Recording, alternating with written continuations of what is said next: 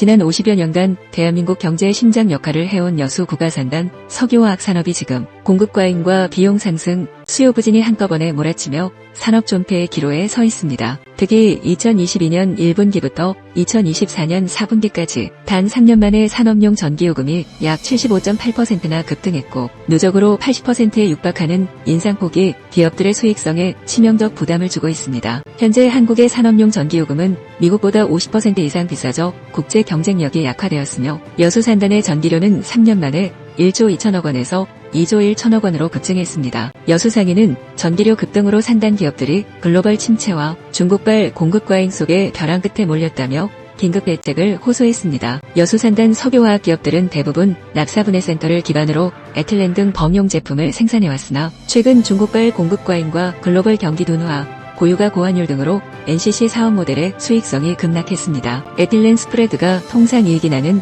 $250를 밑도는 $200 이하로 떨어지며 생산에도 원가 회수가 어려운 악순환에 빠졌습니다. 2022년 90% 되었던 여수 NCC 공장 가동률은 2023년 상반기 70%대로 급락했고 주요 기업들이 대규모 영업 손실을 기록하며 생산 설비 일시 가동 중단이나 매각까지 시도하고 있습니다. 국제 경쟁력 열의의 근본 원인은 납사를 주원료로 하는 한국 NCC 공정이 중동 북미의 저렴한 에탄 분해 설비와 경쟁해야 하기 때문입니다. 2027년 가동될 사우디아라비아 최신 석유화학 공장은 한국의 3분의 1 수준인 톤당 $100로 에틸렌 생산이 가능해 한국 업체에 더 큰 압박이 예상됩니다. 앞으로 5년간 전 세계 에틸렌, 폴리에틸렌, 폴리프로필렌 신규 생산 능력이 대폭 늘어나며 특히 중국의 설비 증설이 주된 요인으로 공급 과잉이 심화될 전망입니다. 전기요금 부담 경감 등 단기 비용 완화와 고부가 제품 전환을 위한 R&D 지원이 병행되어야 하며 결국 정부와 민간이 함께 구조조정과 체질 개선에 나서야 한다는 것이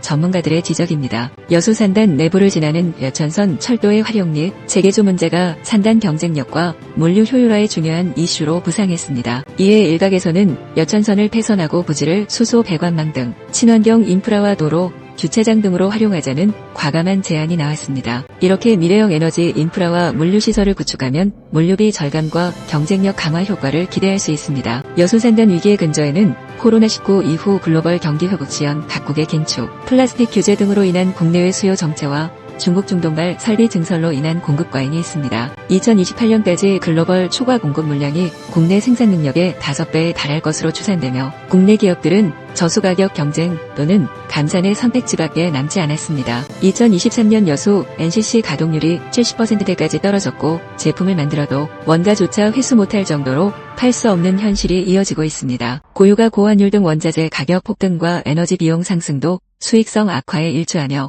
여수시의 지방세 수입까지 크게 줄어 지역 재정에도 충격이 전해졌습니다. 여수 산단 및 국내 석유화학 기업들은 사업 재편과 포트폴리오 전환, 즉 고부가 가치와 탈석유화 전략에 속도를 내고 있습니다. 정책적 뒷받침과 정부의 석유화학 특별법 제정 등 과감한 지원이 뒷받침된다면 기업들의 고부가 탈석유화 전략에 힘이 실릴 것으로 기대됩니다. 이번 위기는 단순한 불황이 아니라 에너지 원자재 비용 폭등, 중국발 공급 과잉, 수요 정책, NCC 중심의 고비용 고탄소 구조 조정 지연 등 복합적 산업구조 위기입니다. 이번 위기는 주력 기업뿐 아니라 협력업체, 소상공인, 지방재정까지 산업 생태계 전체에 연쇄 충격을 주고 있어 산업 정책적 대응과 지역사회의 협력이 필수입니다.